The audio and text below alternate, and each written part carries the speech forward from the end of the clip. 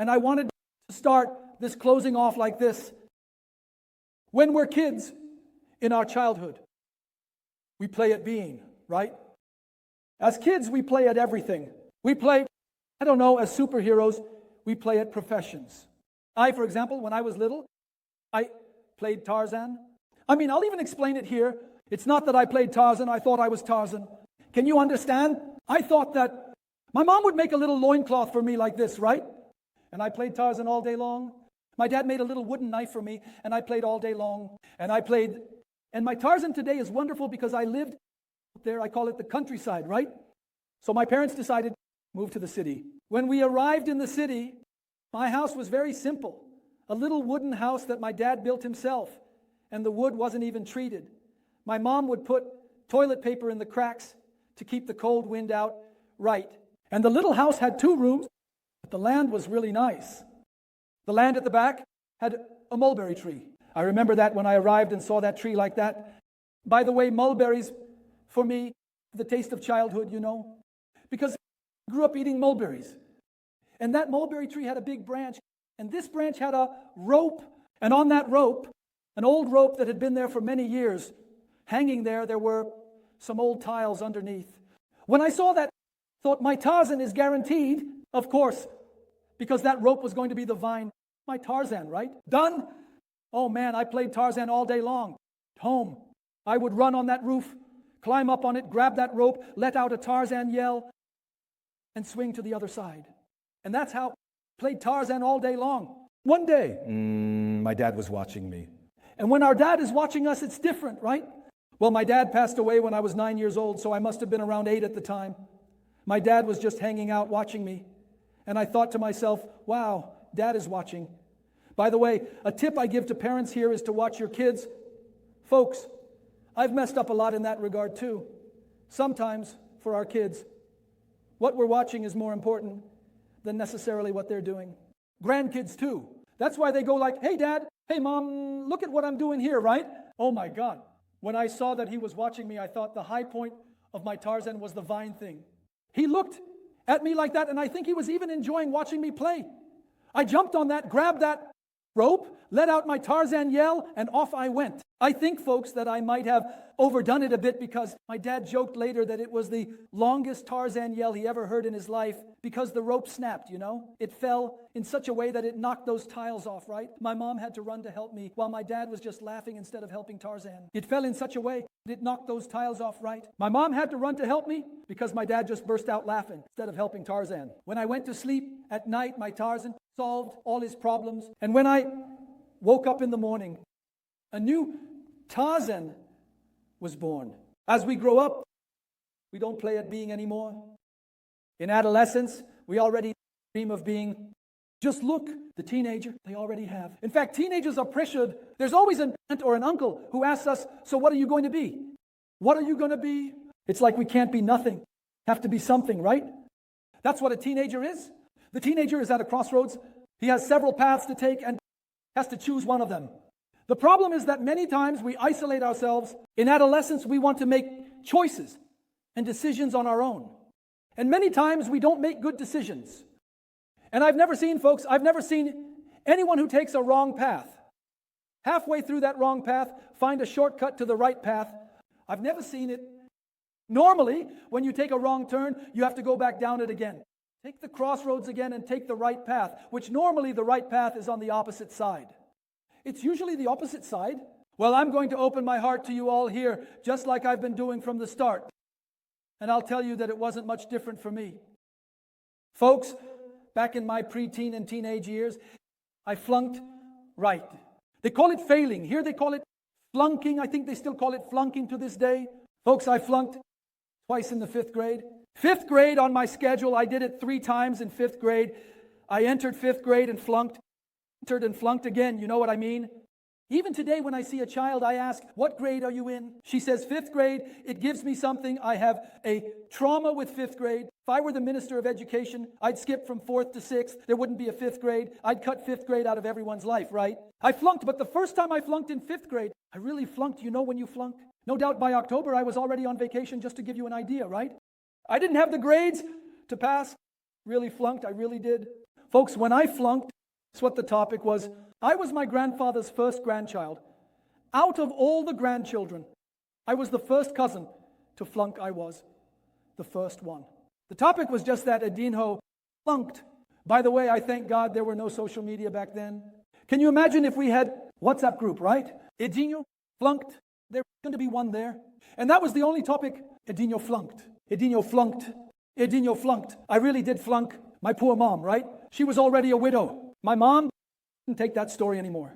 Everyone was talking about it and all. One day, I get home. I went to get some water, and my little house, my dad's and mom's house, it had 2 rooms, but it had 2 doors. So you could enter either through the bedroom, which was a combined bedroom and living room, or through the kitchen. I went in through the kitchen to get some water. I was playing ball around there anyway. When I walked in to get some water, Mom was talking to a neighbor. Guess what the topic was between my mom and the neighbor? Edinho flunked. I already knew that story, right? Edinho flunked. I'm leaving. I heard my mom say to the neighbor, no, Edinho really flunked. He flunked. Why Edinho flunked? When I realized what I knew, I stopped because I didn't even know. I'm not going to stay here listening. Then my mom told the neighbor, she said, Edinho flunked. I know why he flunked. Then the neighbor said, but why, Marina? He was doing so well until the 4th grade. What happened? Then my mom said, no, he flunked because he lost his dad, right? His dad, my dad had passed away that year, in February of that year. And that school year, I had flunked. Then my neighbor said, is that why? My mom said, of course, the child loses their dad. It causes trauma in the child. And that's why Edinho flunked. I heard that and thought, that's it, I flunked because my dad passed away. It's just that my dad is still deceased. I flunked again. Look, guys, I didn't have a dad.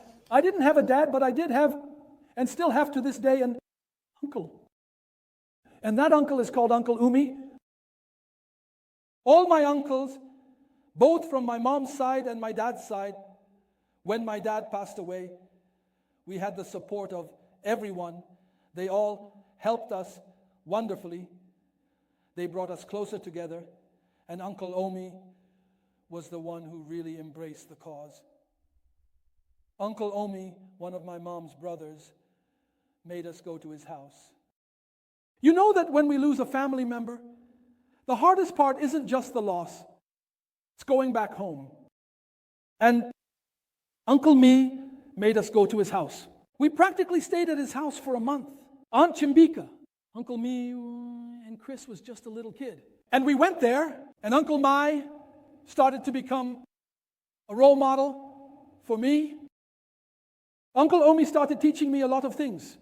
In reality, Uncle Omi became a male role model for me. And I would ask Uncle Omi everything.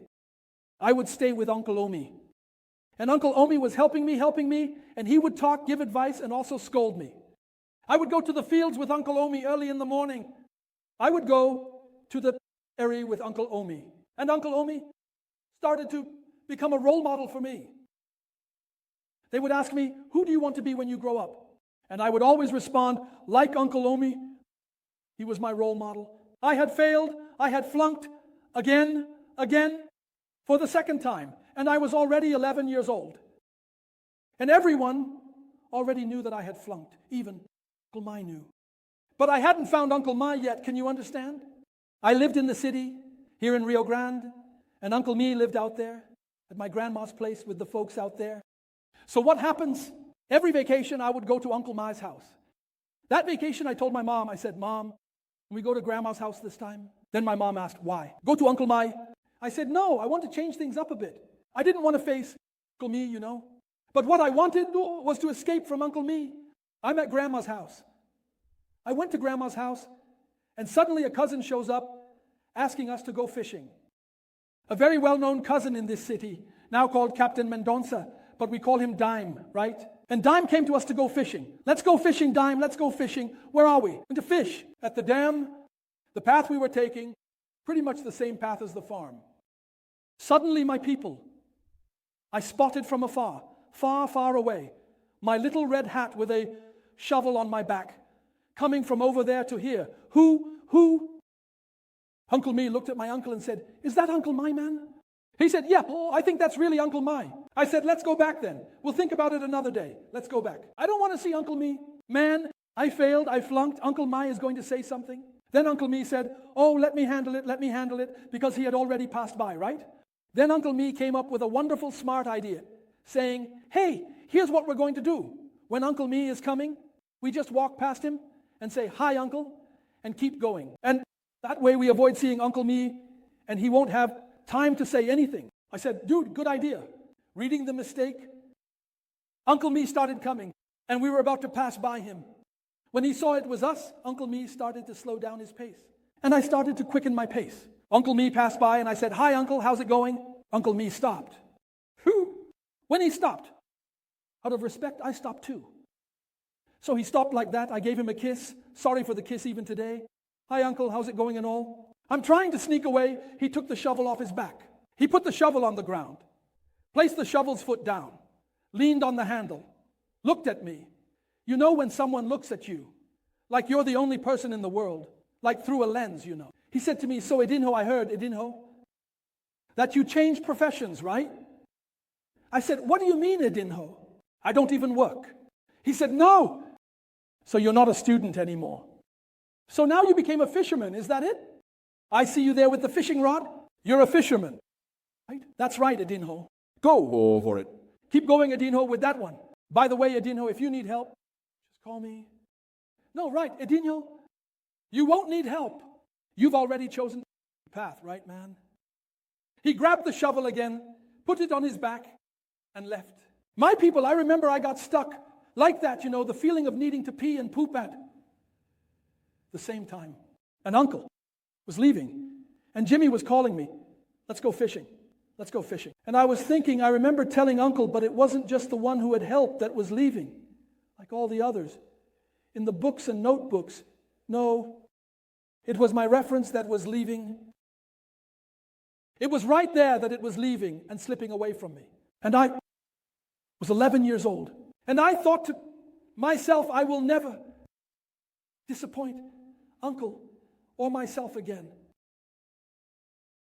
And today I'm here. Today, I'm here with you. My people, sometimes I find myself thinking, if I hadn't met Uncle Mai that day, you wouldn't still be in 5th grade today. And, oh, Uncle Mi, I would like to invite Uncle Mai up here, please. This is Uncle Mi. A round of applause for Uncle Mi, please. And now, Mr. Victor. And Jupiter can come too, huh? You can come if you really want to. Hey, I've always dreamed of giving you a hug, sir, right here. Here. Thank you very much.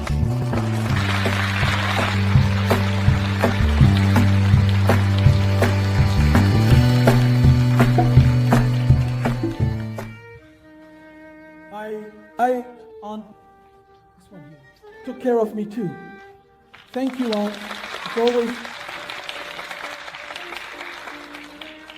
I think we could invite almost this entire audience up here. But at an event like this, we need to elect someone. And I chose at this event, if I come back here again, who knows, I might, because I'm grateful to many people. And I chose these two here today. I want to say, my people, that everyone here in this place is part of my story, part of my life. And I want to tell you all that we can all be Uncle Mai in someone's life. One thing we say to someone can change the course of a person's life. Because that's how it works, Uncle. Go ahead. You don't have control. Just stay here for a bit, Uncle. You can't add more days to your life. You don't have that control. But you have the obligation to add more life to your days. It was a great pleasure to be with you all.